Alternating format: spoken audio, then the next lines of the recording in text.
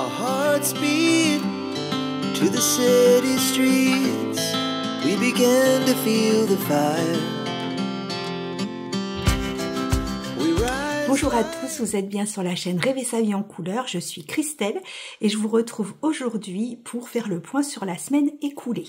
Tout d'abord, je tiens à vous remercier pour tous les messages que vous avez envoyés à ma petite sœur Nounou. Elle s'appelle pas Nounou, mais c'est son surnom depuis qu'elle est petite. Donc merci pour tous ces messages, j'espère qu'elle a lu les commentaires. En tout cas, envoyez-lui tout ce que vous pouvez, prières, ondes positives, tout ce que vous voulez, tout ce qui peut être positif pour qu'elle reprenne des forces. Et j'espère qu'elle aura assez de force pour lire vos commentaires. En tout cas, je vous remercie énormément. Je vous remercie également de toujours être là et de suivre les vidéos. J'espère que vous allez bien parce que je vous demande jamais. Voilà. Julie Lolipelote vous demande toujours comment vous allez. Moi, je vous demande jamais. Non pas que je m'en moque, mais le temps que je vous demande, le temps que la vidéo sorte, le temps que vous me répondiez, ça se trouve vous allez mieux ou vous allez plus mal. Donc bon, en tout cas, je vous remercie pour tous vos commentaires et pour votre fidélité et bienvenue aux nouveaux s'il y a des nouveaux. On va commencer cette semaine. Alors, question point santé, c'est pas foufou, j'ai des maux de tête, des migraines, des névralgies dans la tête, enfin c'est...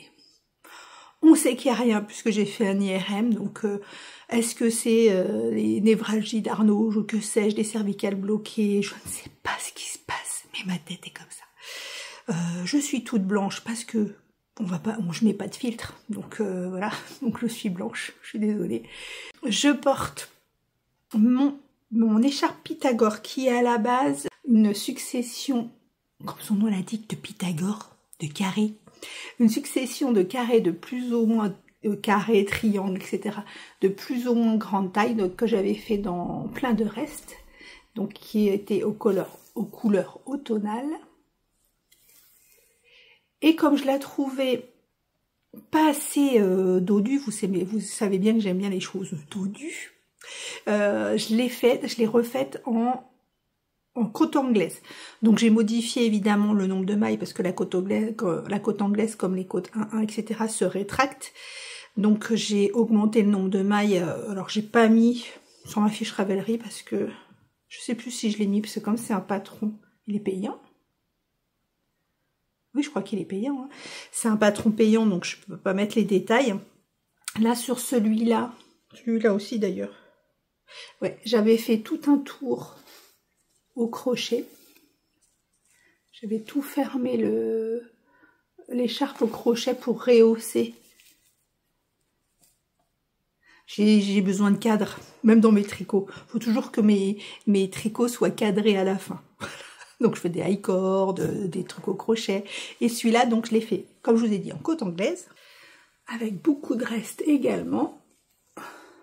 Là, vous me demandez la semaine dernière pour la hobby, l'unicorne hobby, ça c'est de la unicorne, peut-être pas, non c'est celle-là je crois, c'est de la unicorne hobby, donc vous voyez, elle bouge pas, hein. Puis la définition est sympa, celui-là je l'adore, c'est un coloris de Tricot et Stitch, je ne connais plus le nom, faudrait que je le retrouve, ça doit être sur ma fiche Ravelry, je l'adore. Le coloris, il y a plein de nuances à l'intérieur. Ça, c'est une laine fil d'art, fil caresse ou un truc comme ça. Ça, c'est Tricot et Stitch aussi. Il est super beau. Là, je sais plus. Ah si, ça, je crois que c'est la tricopate alsacienne, il me semble. Il y a des poils dessus de chat. Enfin voilà, donc... Et j'avais fini. Vous entendez le réveil de mon fils, il sonne depuis au moins 2 heures. Voilà. Et il ne se lève pas. Il est en vacances. Donc j'ai mis des pampilles avec des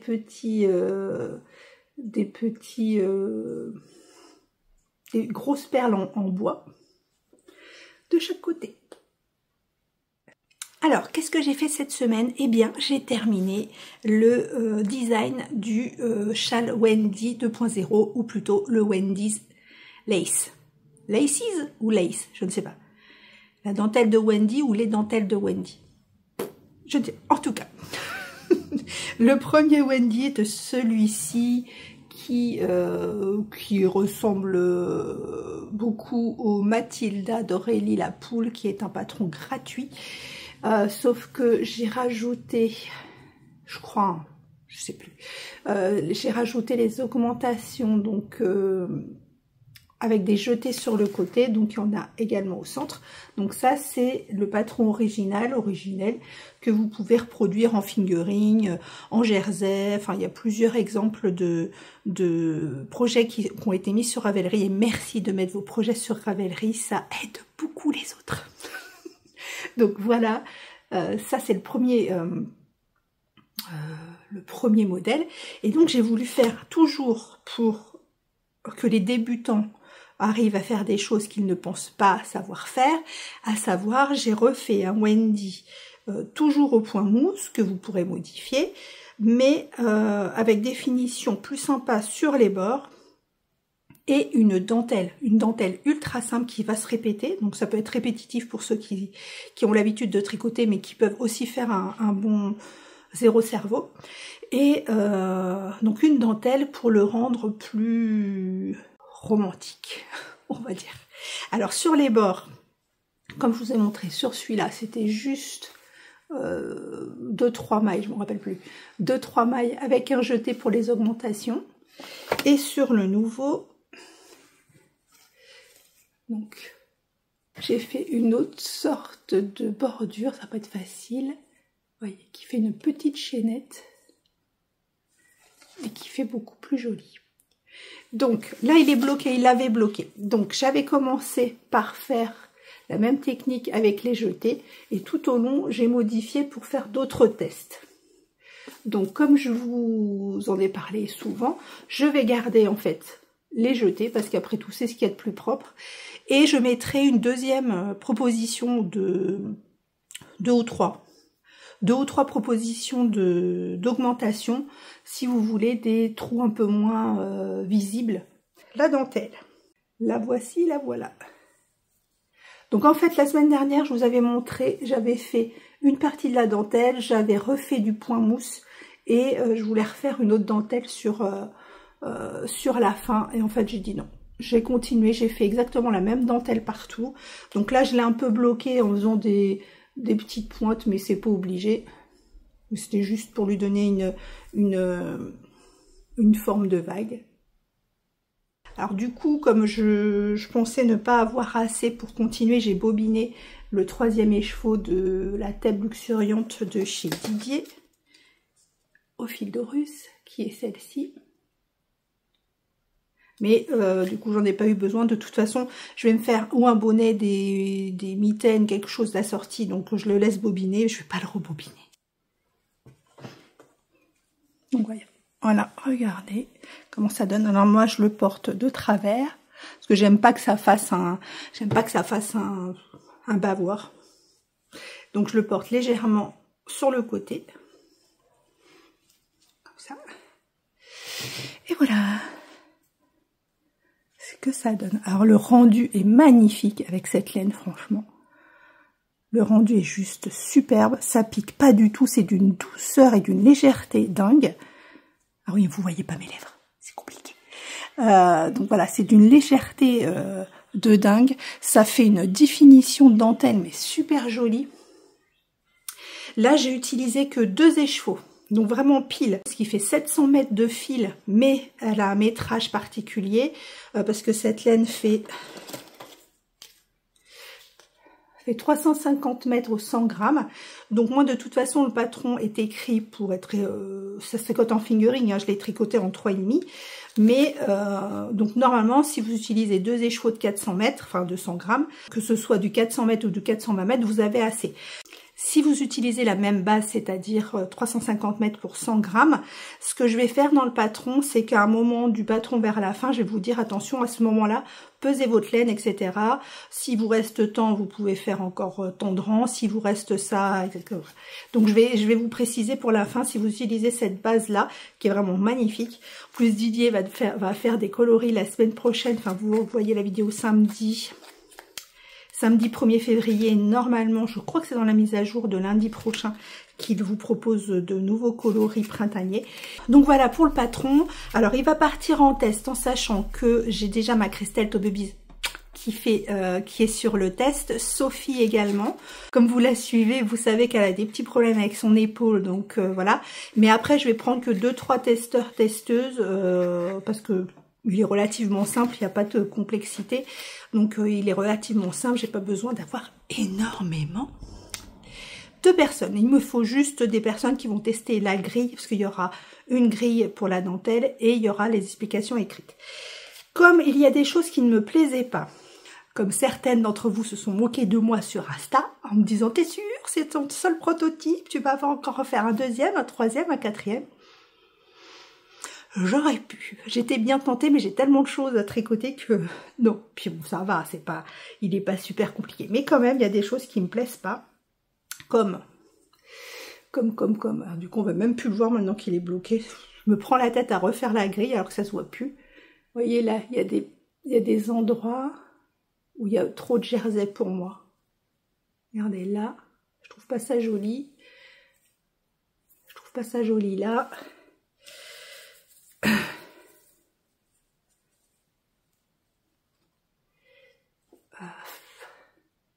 Voilà là. Vous voyez, il y a des espèces de petits triangles de jersey que je trouve pas jolis. Donc, je suis en train de refaire la dentelle, mais vraiment que la partie dentelle avec mes restes de laine à la croisée des mondes, pour réécrire, pour modifier certaines choses.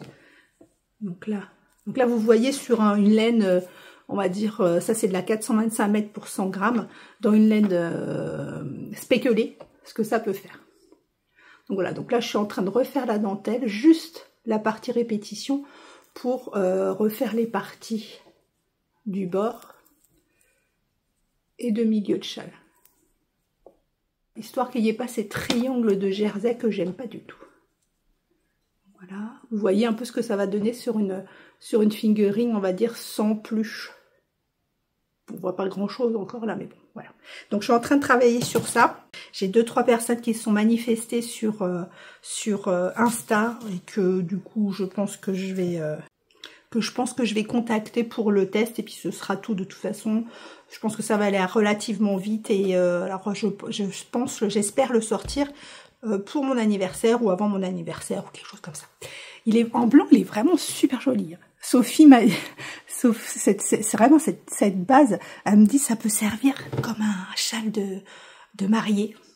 C'est vrai. Bon, il faudrait peut-être le faire un peu plus grand. Donc voilà pour le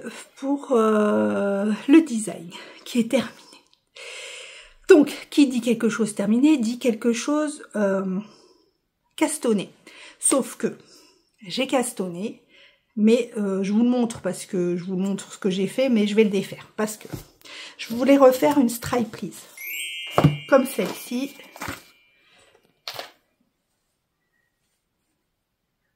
Que j'adore. Voilà, la stripe please qui est énorme, vous voyez, un gros pavé, 6 écheveaux. Donc je me suis dit, je vais refaire la même chose. Je vous avais montré tous les coloris qui étaient tous ceux-ci, plus ceux-là. Et vous voyez déjà, j'ai commencé à la faire et j'ai déjà fait un premier tri. Ça faisait trop multicolore. Donc je suis redescendue sur des coloris, on va dire, plus sobres, enfin plus uniformes. Et j'ai retrié également dans mes foncés, parce que j'ai enlevé des foncés, vous voyez, j'ai enlevé des foncés, je les ai mis ici, et il me restait plus que ça, en foncé. Mais il y a quelque chose qui me plaît pas. Alors j'avais beaucoup tricoté jusqu'à hier soir, et en fait il y avait trop de couleurs, ça m'allait pas, j'étais pas contente. Quand je suis pas contente, j'arrête. Donc j'avais commencé ça, bon j'avais été beaucoup plus haut, mais j'ai défait les couleurs qui me plaisaient pas.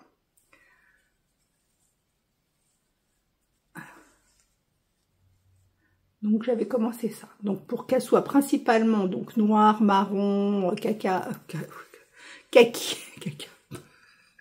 etc. Et en intercalant des couleurs un peu automnales, on va dire. Mais il y a quelque chose qui me plaît, il y avait des choses qui me plaisaient pas, donc j'ai démonté jusqu'ici, j'avais fait au moins tout ça, hein. J'avais du jaune et tout dedans, j'ai tout enlevé, et je me dis, c'est vraiment petit, enfin, je trouve petit, c'est tellement petit par rapport à l'autre. Et vous vous souvenez, n'importe quoi, est-ce que vous vous souvenez que depuis que je tricotais cette stripe list, c'est-à-dire depuis août l'année dernière, j'ai pas arrêté de vous dire, je n'ai pas fait les 200 mailles préconisées, parce que c'est un patron gratuit, donc je vous le dis, les 200 mailles préconisées, j'en ai fait 160. Et je dis ça à tout le monde. Et hier, quand je dis quand même, c'est vache. Du coup, je me suis dit 160, je vous avais toujours dit 160, ça me paraît trop grand, donc je vais encore réduire. Donc là, j'ai fait 150. Donc là, il y a 150 mailles. 150 mailles. Je me suis dit, pourtant, j'ai réduit que de 10 mailles. C'est pas possible que ce soit aussi, qu'il y ait une différence aussi énorme. Vous voyez? Aussi énorme par rapport à celle-ci. Et puis je réfléchissais hier soir dans mon lit, je dis c'est pas possible. Et je me rappelle, je revisualise mon patron. Et du coup dans mon lit j'étais en train de me souvenir que sur mon patron j'ai écrit K99 P1, K99 P1. Je me suis dit mais t'as pas fait 160 mailles, t'en as fait 200. Donc j'ai bien fait. J'ai fait les 200 mailles en fait. Donc ça c'est vraiment la taille du patron original. Moi qui croyais avoir réduit. Donc je dis à tout le monde, mais non, j'ai pas fait 200, j'ai fait 160. Et en fait, non, j'ai bien fait 200. Donc au-delà des couleurs, il est trop petit. Donc je vais le défaire.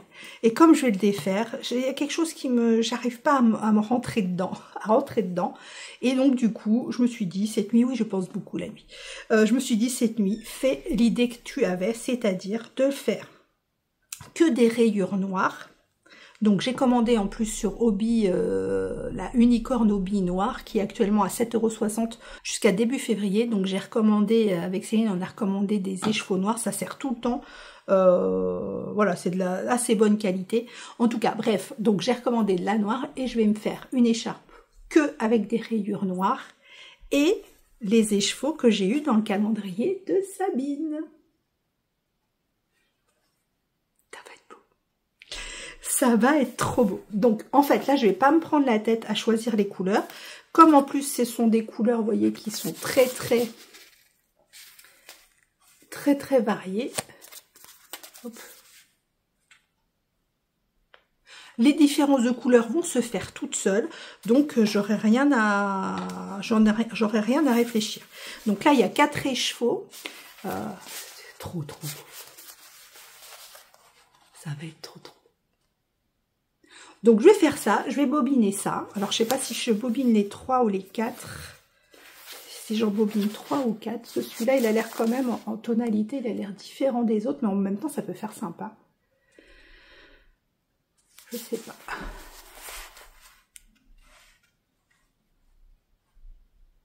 Donc je sais pas si je bobine les 3 ou 4. En tout cas, je vais faire des rayures avec ces écheveaux là et le noir de chez Hobby. Et là, du coup, mon cerveau, il voit plus clair. Voilà. C'était bizarre parce que j'étais passée, normalement, l'autre l'ai fait sur un câble de 55 cm. Et là, j'étais, pour les côtes, j'étais sur un 35. Et c'était juste, quoi. Comme quoi, des fois, le cerveau, il occulte. Hein. J'ai pas arrêté de dire pendant 4 mois, j'ai descendu de 40 mailles, je suis à 160. Alors que j'ai toujours fait 200 mailles. Bref. Donc par contre, même là quand je vais la refaire, je vais pas la refaire à 200 mailles du coup. Je vais la refaire à, je pense à 180. Ouais, 180 mailles, ça devrait aller, je pense. Voilà pour ce qui est monté sur mes aiguilles, mais qui va se démonter de mes aiguilles. Mais qui va se remonter avec les laines de Sabine. Ensuite, qu'est-ce qui a avancé? Le Auréalis. L'Auréalis, la dernière fois je vous ai pris, je ne sais plus où j'en étais, je crois que j'en étais à la couleur rouille. Et j'avais pas terminé. Donc là, j'ai terminé ma 4e couleur et j'ai séparé les manches du corps. Regardez cette beauté. Donc là, je viens de séparer, hein, j'ai fait, là vous voyez, j'ai avancé de pas beaucoup, j'ai avancé que de ça. Et il est super beau. Et encore plus à la caméra. Alors c'est dommage parce que du coup, comme j'étais pris dans le truc, j'ai séparé mes manches et tout. Je l'ai essayé avant, mais j'ai pas pensé à le garder pour vous le montrer. Alors là, c'est vrai que ça fait beaucoup. Il est quand même très très épais. Il est quand même très très épais par rapport au col qui est tout fin. Donc j'attends de voir déjà qu'il soit terminé, de l'essayer et si vraiment... Parce que comme j'ai commencé avec les vraies aiguilles, ce qui était 3, je sais plus, 3, de 75, je sais plus, et qu'après, au lieu de faire 3,75 ici, j'ai fait 4,5, bah du coup, il y a quand même une sacrée différence de taille d'aiguille. Donc peut-être que c'est pour ça. Donc si vraiment quand je l'essaye qu'il est bloqué, etc., ça va pas, bah je démonterai, oui. Je reprendrai mes mailles ici, j'enlèverai les côtes et je les ferai avec des aiguilles plus épaisses. Après, je me dis qu'au contraire, comme il va être très lourd, ce sera pas plus mal s'il est quand même resserré ici. Parce que il est resserré, mais il colle pas au cou. Voilà où j'en suis. Donc là, c'est que du noir. Alors après, à savoir si à la fin des manches, je fais du jacquard sur les poignets. Si en bas du pull, je fais du jacquard en bas du pull, je sais pas. Est-ce que ça suffit pas à lui-même comme ça? Je sais pas. En tout cas, là, j'ai utilisé 20 grammes de ça, 20 grammes de ça, 20 grammes de ça. Et quasiment 30 grammes du marron foncé. Voilà. Je vous rappelle, je le fais avec la Lima de Drops. Oh, c'est dommage. Puis du coup, maintenant, je peux plus l'essayer. Je peux plus enfin, je pourrais, il faudrait que j'augmente le câble, mais je peux plus l'essayer. Il est très très beau. Donc maintenant, c'est du sans cerveau. Je tourne, ça va vite parce que moi, je suis en 4,5 au lieu de 3,75. Je trouve ça vraiment très étrange, 3,75. Parce que vraiment, la définition... En 3,75, ça aurait fait tellement serré, je trouve. Donc, voilà pour le Aurealis. Vu les températures, pour l'instant, de toute façon, je pourrais pas le mettre. Hein, donc, je vais me dépêcher au cas où il y aurait un retour de la froidure. Et, mais en tout cas, là, voilà. Et comme c'est un zéro cerveau, je me tâte. Je vous ai dit deux en cours. Hein, mais je me tâte à castonner un 3e en cours. Je vais peut-être castonner, bon, je sais pas si je vous le dis parce que ça change d'avis toutes les deux minutes. Alors où je commence le prochain design, alors je sais pas si je commence le prochain design d'automne, le col d'automne, ou un autre châle de printemps. Je sais pas, je m'interroge. Ou alors je castonne je sais plus comment il s'appelle, la Auravest. Je vous mets ici, je suis pas sûre que ce soit au rabais, je crois que oui. Bon, je vous mets de toute façon. Parce que ça aussi, ça va être simple.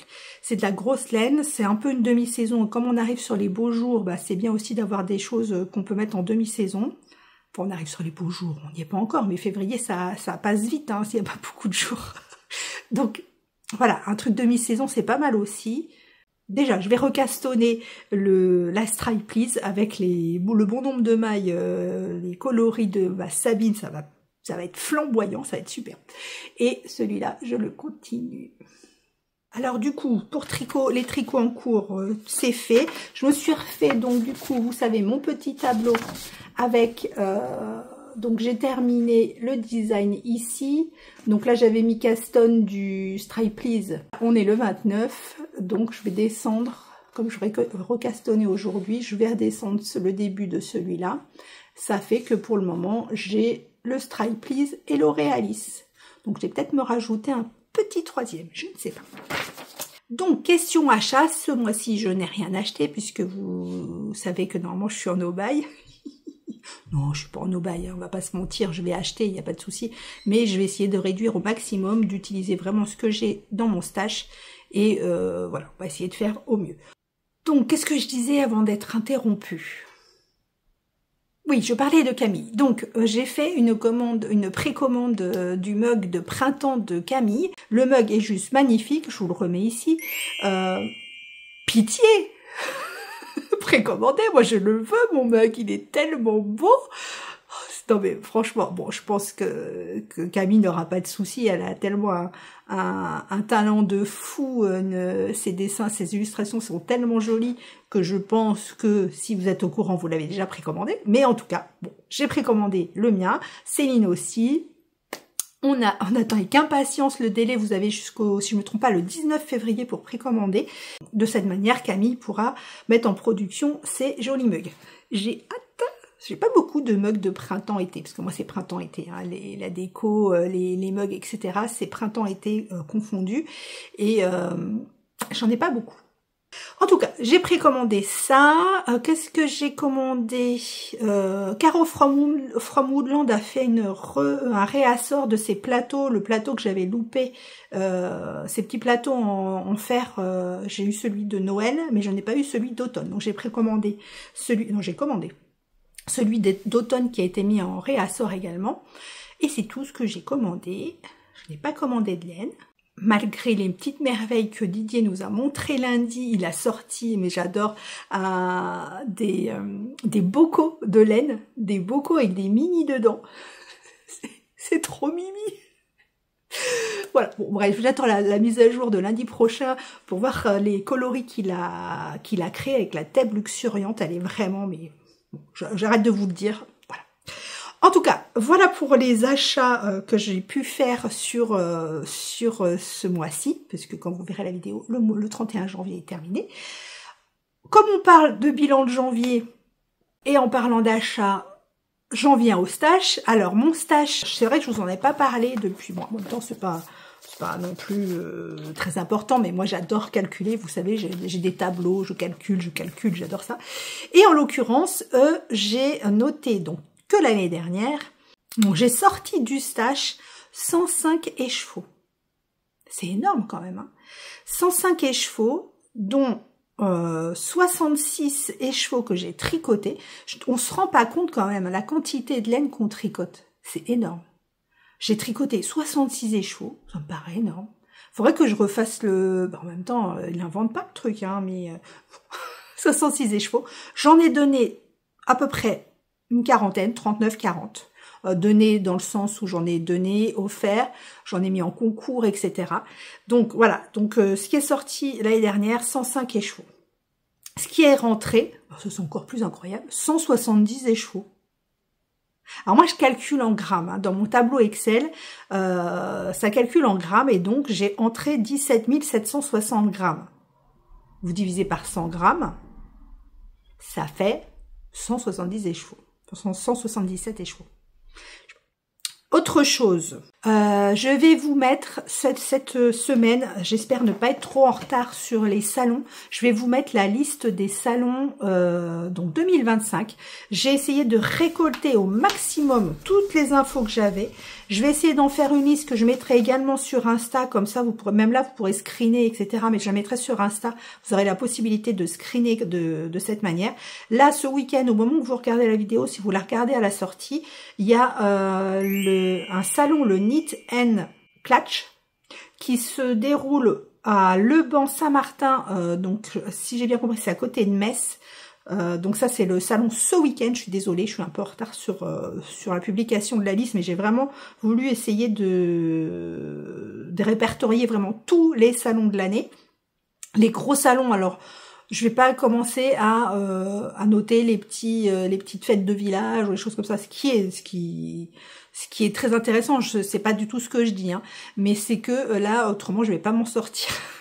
Si vous m'envoyez toutes les petites fêtes qu'il y a en province, etc. Alors, vous pouvez me le dire ponctuellement, je le dirai sur le vlogcast. Par contre, je vais pas le rentrer dans la liste. Déjà, là, j'ai une liste de 2 pages. Voilà, parce que mine de rien, il y a quand même beaucoup de salons qui se créent. Le 7, 8, 9 février, vous avez la fête de la laine à Crest dans le 26. Le 8-9 février, vous avez Bretslène dans le 67. Le 15-16 février, vous avez le Festival du Fil à Bruxelles. Donc ça, c'est le nouveau festival qui s'est ouvert l'année dernière, je crois. Le 1er et 2 mars, vous avez le festival Entre deux Laines dans le 33 à Portet. Le 14, 15, 16 mars, vous avez le printemps des pelotes dans le 67 également. Le 15-16, vous avez le Ch'ti Bazar de printemps à Villeneuve d'Ascq dans le 59. Le 22-23 mars, vous avez la fête de la tonte à Rambouillet. Le 29-30 mars, vous avez la fête de la laine à Malakoff. 12-13 avril, laine en or dans le 59. 3-4 mai, vous avez le Mirabel laine à Lunéville dans le 54. Le 3-4 mai, vous avez j'arrive pas à le dire ce mot. L'Enomara, c'est ça? L'Enomara, au Panthéon à Paris. Le 17-18 mai, vous avez laine fleurie à Grosflier. Le 17-18 mai également, vous avez le Knit at Motoko à Mulhouse. Voilà, ça c'est pour le premier semestre. Ah non, jusqu'au premier semestre, vous avez le 7-8 juin, Bigoud laine dans le 56. 14-15 juin, le festival du Moton Ivre à Jansac dans le 33. Le 28-29 juin, Fil de la Manche, Pays de Bray dans le 76. Et donc après, on commence au mois de juillet par les portes ouvertes de Didier au Fil de Russe. Bref, vous avez toute la liste. Je vous la remettrai de toute façon à chaque fin de vidéo toute l'année. Et en plus, je ferai un screen et je mettrai les dates en... Je crois qu'on peut mettre des stories permanentes. Je sais pas. En tout cas, je les mettrai sur mon fil de publication ou en story sur Insta également. Donc là, j'ai vraiment tous les... Enfin, tous. Peut-être qu'il m'en manque, mais j'ai beaucoup de festivals. J'ai beaucoup de festivals. Il me manque laine à l'Est, je ne sais pas si elle aura lieu cette année. Il y a un nouveau festival qui voit le jour également le 13 et 14 septembre, le Charlemagne dans le 80 à Amiens, à côté d'Amiens ou à Amiens. Donc je vous le dis en avance. De toute façon, vous voyez la liste. Hein. Je crois qu'il n'y aura pas d'exceptionnel et de bière Hélène cette année. Je crois que ce sera que l'année prochaine, en 2026. Enfin, voilà, servez-vous, hein, vous faites votre petit marché dans la liste des salons qu'il y a. Nous, avec Céline, on n'a pas encore réfléchi auquel on allait aller. Très franchement, cette année, je ne vais pas aller à beaucoup de salons parce que je sais pas, cette santé aléatoire et vacillante, je vais pas m'engager sur grand-chose. Si on doit y aller, on ira vraiment... je vous le dirai hein, quand on ira quelque part. De toute façon, on va pas se dire du jour au lendemain, tiens, on va aller à l'autre bout de la France. Non, non, non. Ce sera prévu quand même relativement avant, au moins une semaine ou deux avant. Voilà. Donc en tout cas, je vous préviendrai de où on ira. En parlant de Céline, tiens, faudrait peut-être que tu viennes, un de ces quatre. Hein, madame? Hein? Je tricote dans mon coin et je montre rien à personne. Voilà pour la liste des festivals. Je vais vous parler des quelques vidéos que j'ai regardées, des petits nouveaux que j'ai regardés. Et après, je réponds aux questions. Alors, les petits nouveaux, j'ai découvert Dorothée d'Otinit qui en est à sa deuxième vidéo. Donc une petite nouvelle. Et dans sa vidéo, elle a une réflexion sur justement... parce qu'elle tricote, elle a tricoté, ou elle tricote, je sais plus déjà. Mémoire de poisson rouge, un pull blanc. Et en fait, elle disait que justement, elle se tricote des pulls basiques pour pouvoir cette année assortir les pulls au châle. Parce que c'est bien, comme je vous ai déjà dit, c'est bien joli de faire des châles multicolores, etc. Mais après, on peut pas les mettre, on n'a rien pour assortir. Et du coup, c'est pas facile de les caser quelque part. Donc, elle a cette réflexion dans sa vidéo, entre autres choses. Donc, bienvenue à Dotinit, à Dorothée. J'ai regardé Le Monde Coloré de Jess. Alors, c'est pas du tout une nouvelle. Le Monde Coloré de Jess qui s'appelait avant Jess Addict, je crois. Que je regardais, mais tout le temps. Alors, c'est pas du tout du tricot. Pas du tout. Moi, j'ai regardé Jess à la base parce qu'elle faisait des diamond painting. C'était une dingue. Enfin, c'est toujours. Mais c'était principalement des diamond painting, etc. De la lecture également. Elle est en Belgique. Et donc, par contre, c'était des vidéos très, très longues. C'était des vidéos de plus d'1h30, voire 2 heures. Quasiment toutes les semaines, hein, si je me trompe pas.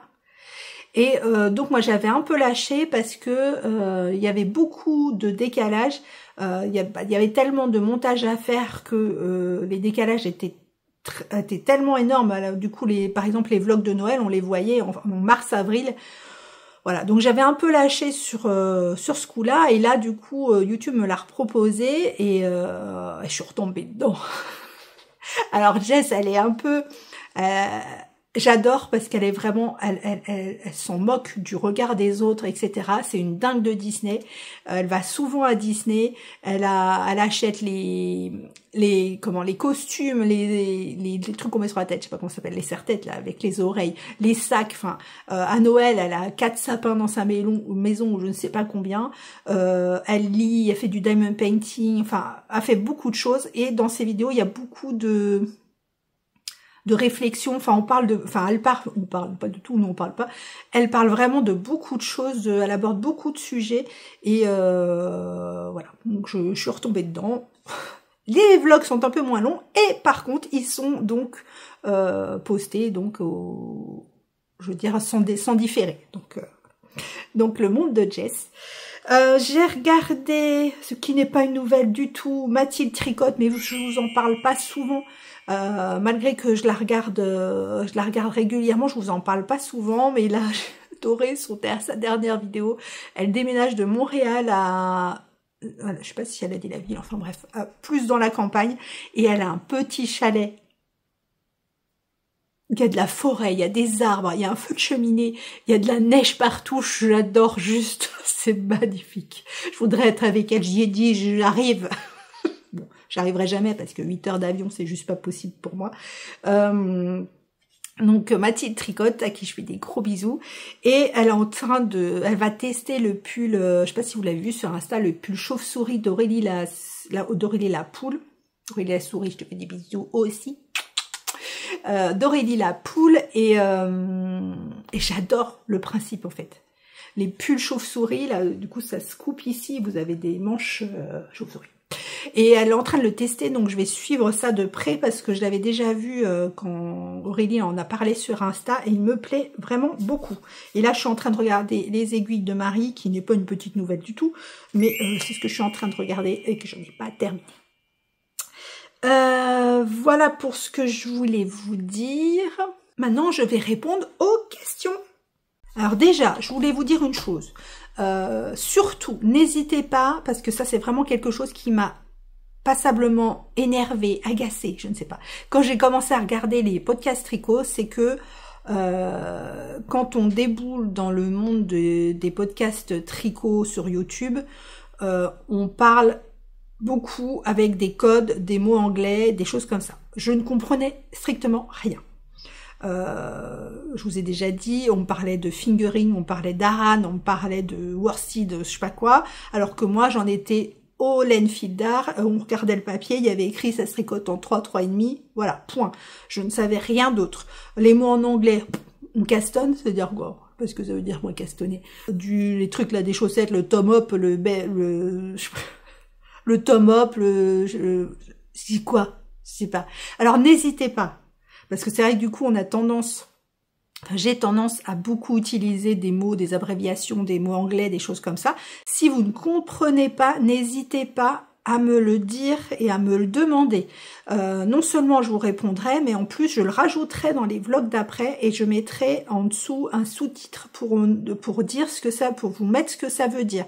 Parce que je suppose que si une personne ne comprend pas ce que je dis, il y a beaucoup qui ne comprennent pas, qui doivent passer en se disant « j'ai pas compris », mais c'est pas grave.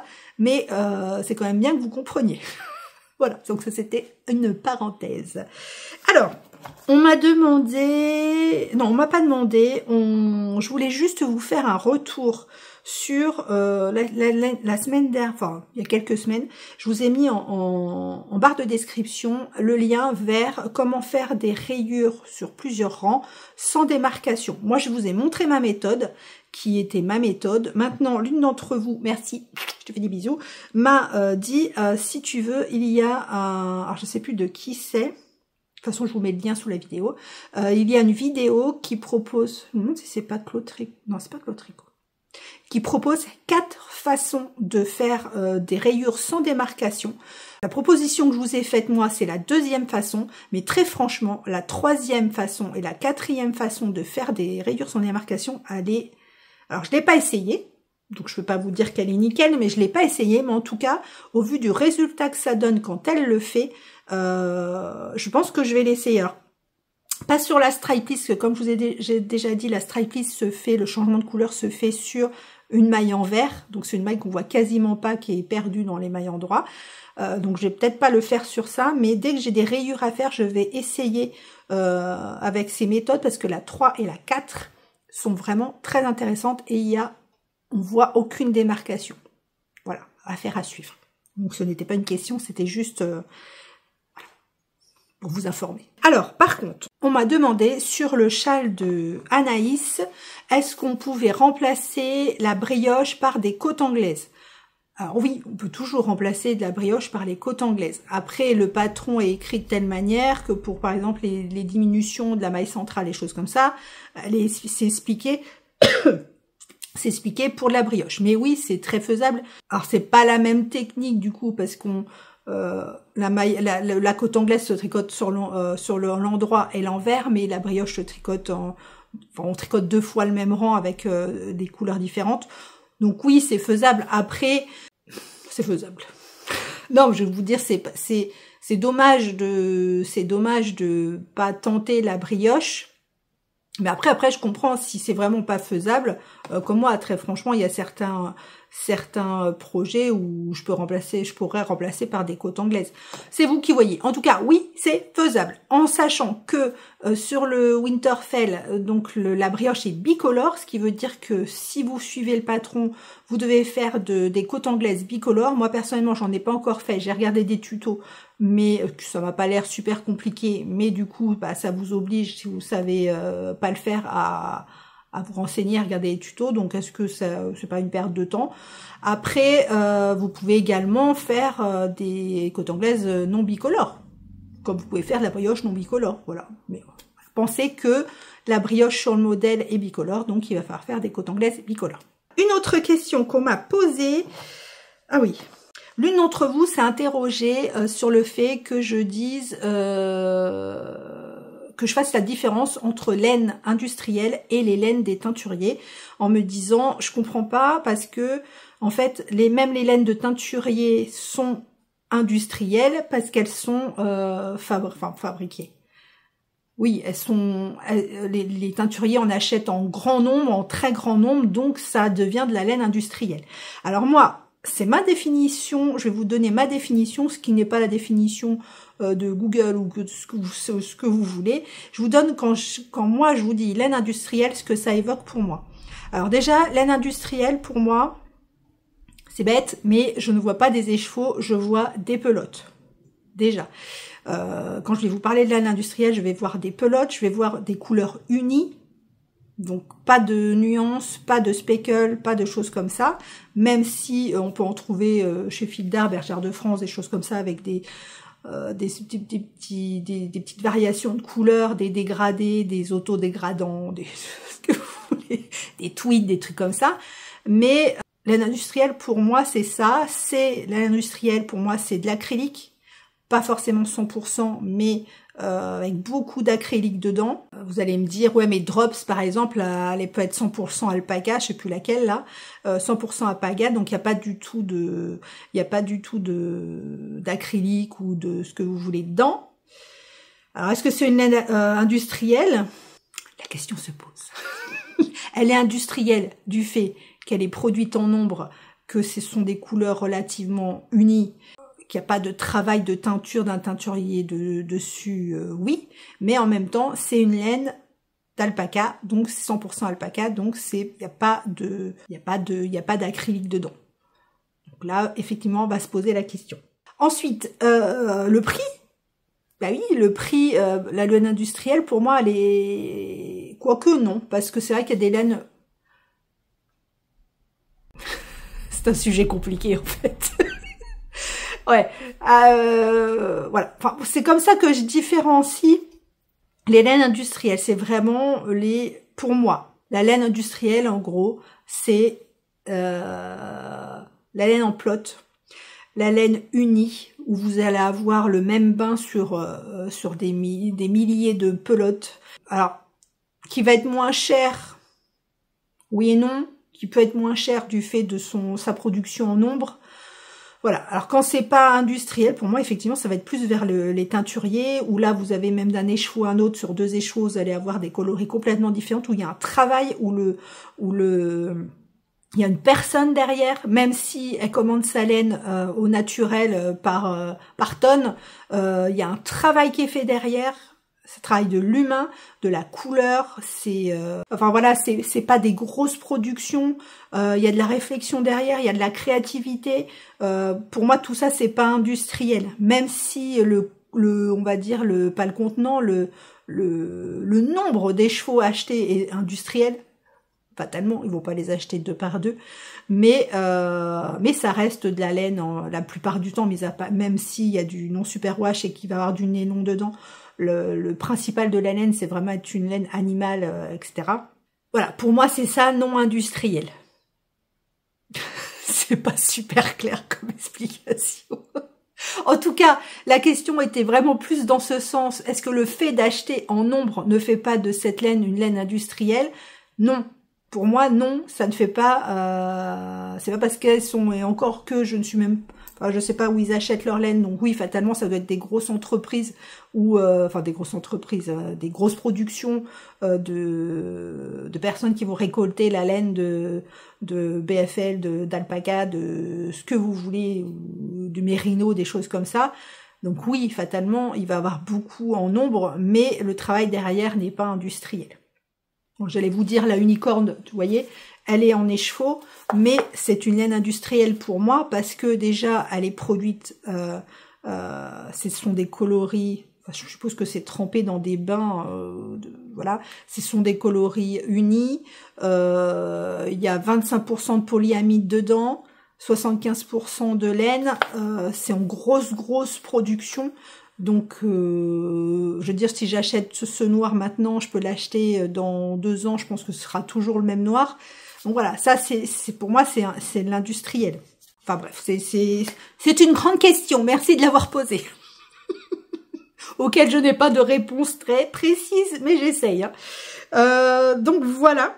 C'est tout ce dont je voulais vous parler cette semaine. J'ai oublié le diamond painting, d'habitude je vous le montre au début, mais là ce sera à la fin. J'ai un peu avancé, j'ai fait le bas, attendez je vous mets l'image ici, et j'ai fait le bas, enfin j'ai fait le bas, il me manque cette partie quand même. Hein. Voilà, donc voilà le diamond painting, Donc je vous retrouve demain pour une sélection de patrons pour ceux qui suivent également les sélections de patrons. Ce sera une sélection avec beaucoup de gilets, de gros gilets, toujours pour finir un peu cet hiver. Des gros gilets et d'autres propositions que vous commencez à me refaire donc dans vos commentaires, à me redonner vos patrons qui sont sur vos aiguilles. Donc sur ce, je vous fais des gros bisous. Je vous dis à la semaine prochaine. Je vous souhaite une belle semaine, des loisirs créatifs à gogo. Faites-vous plaisir, de la couleur sur les doigts, sur vos plaids, sur vos aiguilles, sur vos papiers dessins, sur vos DP, enfin la couleur partout quoi. Donc je vous fais des bisous et je vous dis à la semaine prochaine. Our hearts beat to the city streets. We began to feel the fire. We rise like tall buildings as the chemicals they take us higher. The night's young, it has just begun as she puts her hand in mine. We wanna chase the night, wanna dance to the light, pull the stars from the sky, just two hearts running wild. Never sleep, never stop, as we shout from the top.